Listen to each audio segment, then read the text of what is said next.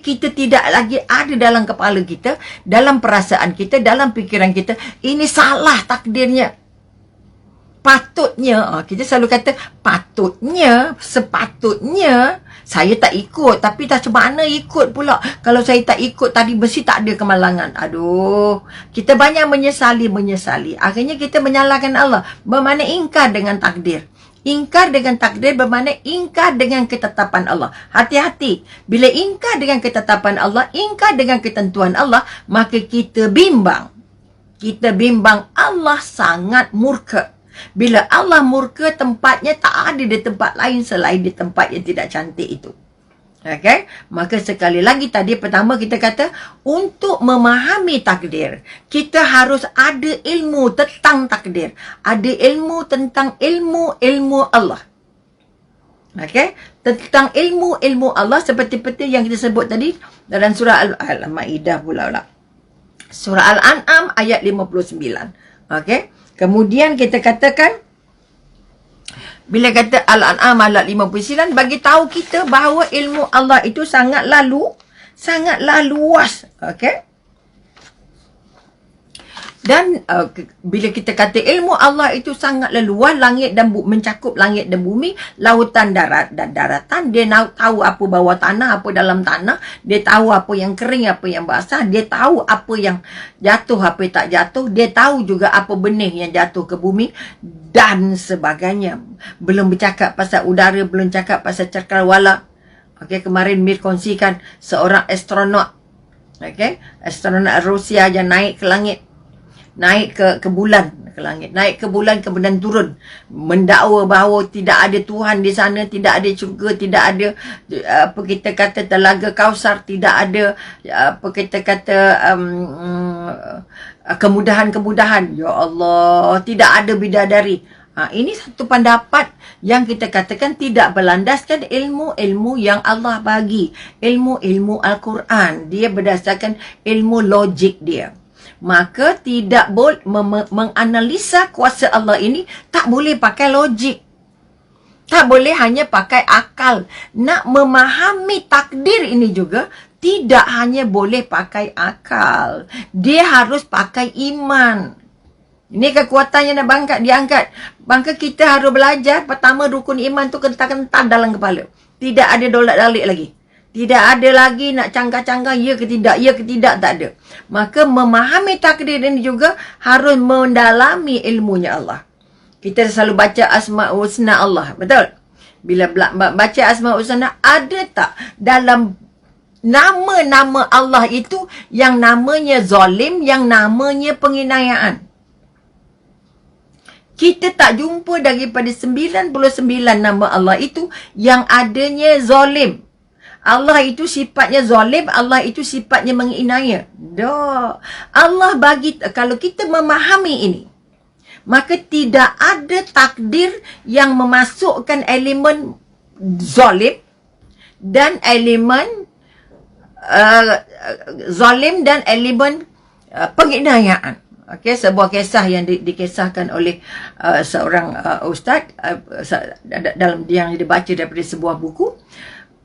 Dia kata ada seorang sepasang suami isteri datang berjumpa dengannya, okey.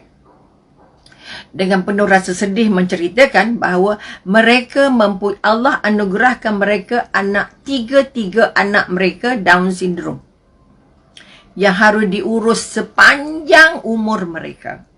Okey, dalam keadaan sedih, dalam keadaan merasa sangat kecewa, okey. Maka apa sebab dia rasa sedih, rasa kecewa? Kerana dia tidak melihat apa kebaikan, apa fadilat, apa faedah, apa agaknya. Okey, kebaikan-kebaikan yang Allah sediakan untuk mereka yang Allah berikan takdirnya dapat tiga anak Down syndrome.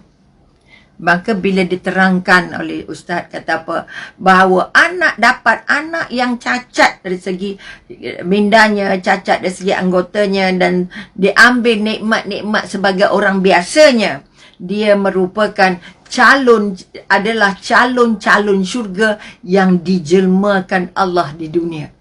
Oh ya Allah. Okey. Okey.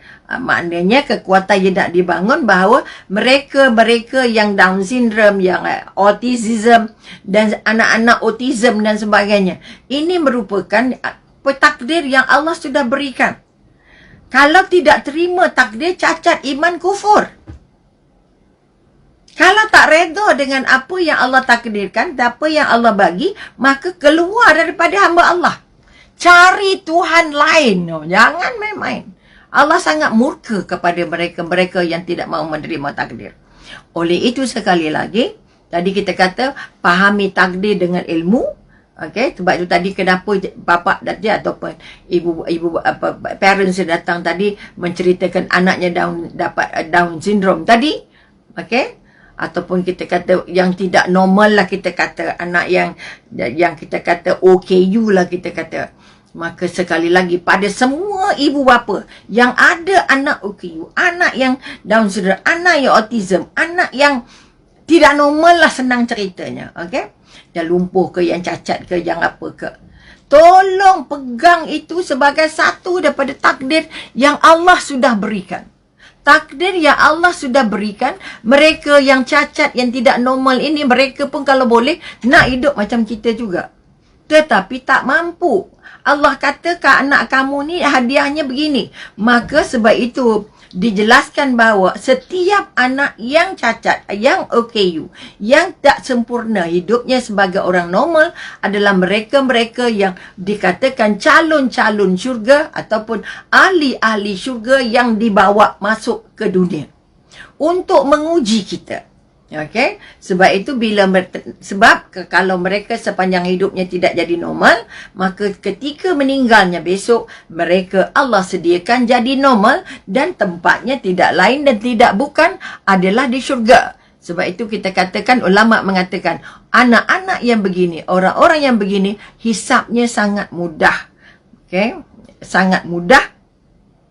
Hanya ditanya, kamu kenal tak siapa aku? Kata Allah. Kalau mereka kata, kami kenal, engkaulah Allah, maka mereka diberi kemudahan langsung untuk masuk ke syurga. Maka ibu bapa yang punya anak-anak begini, ditakdirkan punya anak yang begini, harus merasa lapang dada kerana mereka sedang diuji Allah. Mereka diberikan takdir untuk melihat sejauh mana mereka yakin bahawa ketiga-tiga anak yang autism ataupun anak yang Down syndrome tadi adalah satu daripada yang sudah Allah takdirkan, sudah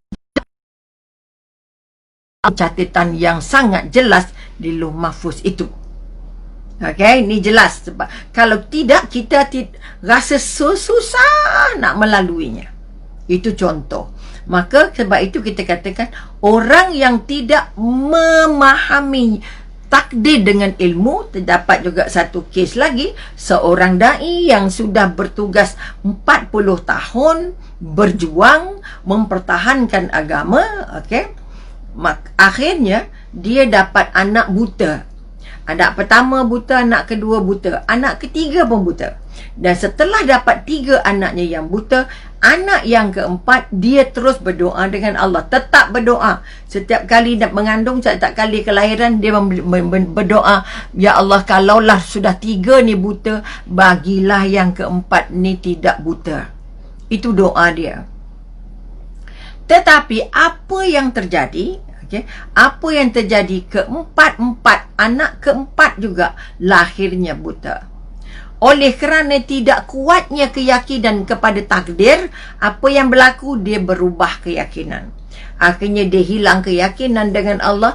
Dia kata Allah tak dengar doa dia, Allah tak kabul doa dia. Sedangkan Allah janji Allah kabul semua doa, Allah angkat semua doa, Allah terima semua doa. Okay? Akhirnya dia berpindah keyakinan, masuk ke tempat lain, berada di ruang lain yang akhirnya menjadi musuh-musuh agama. Ini yang kita paling takut. Okay, menolak takdir saja, iman kita boleh jadi rosak. Okay, kemurkaan Allah itu sangatlah besar. Maka dengan sebab itu sekali lagi, tolong pahami takdir dengan ilmu. Tolong pahami bahawa, tolong yakini, tolong faham, tolong ingat, tolong yakin bahawa setiap takdir yang akan berlaku sudah berlaku, yang akan berlaku pada kita sudah dicatat sebelum dia berlaku. Sebelum kita lahir, petanya dah siap dah. Okey, sebelum kita dilahirkan, semua takdir-takdir yang akan kita lalui je sudah siap dalam buku yang paling lengkap. Sebab itu kita katakan memahami takdir bermakna ini adalah ketentuan total dari Allah yang sudah Allah ciptakan, kerana ilmu Allah melampaui. Kita tahu kalau dah jadi, kita tahu kalau nampak, tapi Allah sudah melampaui ilmunya, tahu apa yang akan terjadi pada kita. Bila meyakini keadaan ini atau fakta ini, maka kita tidak akan bertanya kenapa saya. Okey, saya dah buat baik dah, tapi kenapa saya bercerai juga? Saya dah solat dah, kenapa hidupnya susah juga, dan sebagainya. Itu yang kedua. Tadi kita kata yakini atau terima takdir dengan ilmu Allah. Kedua, bahawa yakin bahawa setiap takdir itu sudah dituliskan oleh Allah. Dan yang ketiga, kita nak faham dulu macam mana memahami takdir. Kita harus yakin dan percaya bahawa kita ada kehendak, atau apa kita kata, kita ada kemahuan, dan Allah juga ada kemahuan. Maka kemahuan siapa agaknya? Kehendak siapa agaknya yang jadi? Kehendak kita ke kehendaknya Allah? Okey, kalau kita sekali lagi kita nak bangun, contoh yang paling mudah yang dapat mi kongsikan di pagi ini, contohnya seorang tabi'in yang namanya Abu Ghilabah, yang hidupnya sentiasa bersyukur, dan doanya sentiasa, ya Allah, aku bersyukur kerana diberikan keistimewaan. Apa istimewa yang ada pada Abu Ghilabah? Yang pertama, dia matanya buta, dan kedua, tangannya kudung. Itu pun dia bersyukur tanpa henti, kerana memberi kepada dia, kerana engkau memberikan apa yang tidak dia, ataupun memberikan kelebihan kepada aku, katanya. Ya Allah, maka tidak pernah ada jadi keluh kesah, tidak jadi ada kesulitan, tidak pernah mengeluh, tidak pernah kata kenapalah saya dijadikan kudung, kenapalah saya dijadikan buta. Yang di akhir kematiannya, bila sedang dia meninggal, orang bermimpi dia sudah berada di syurga yang sangat indah, kerana dia sangat redha menerima takdir yang telah ditetapkan oleh Allah kepadanya. Okey, sebab itu kita kata dipesankan sekali. Itu yang ketiga. Maknanya kita ada kehendak, Allah pun ada kehendak. Kita ada kudrat, kita ada iradat, kita pada kudrat iradat, tetapi yang akan terjadi di hujungnya adalah kita. Adalah mahunya Allah. Kita ciptaan Allah, maka kehendak kita akan tertakluk kepada kehendaknya Allah. Ini pun kekuatan yang harus menjadi kunci. Bagaimana kita nak meyakini takdir yang berlaku, supaya kita tidak gelabah, tidak keluh kesah, tidak menyesal, tidak merungut, dan tidak mengeluh sepanjang masa.